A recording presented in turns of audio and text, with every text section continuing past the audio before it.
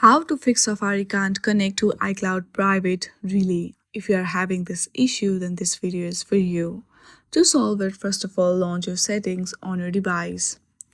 From here, scroll down and search for Safari application. Once you go to the Safari, scroll down to the last there you will see Clear History and Website Data option. Simply tap on it.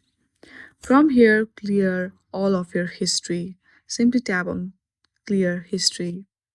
Once you do that, go back to the settings and select General. From here, tap on Software Update and make sure that your software is up to date. If you see Update Now option over here, simply tap on Update Now button and update your system. Once you do that, your issue will be solved. I hope you like this video. If you like this video, then please do not forget to like and subscribe to our channel. Thank you for watching.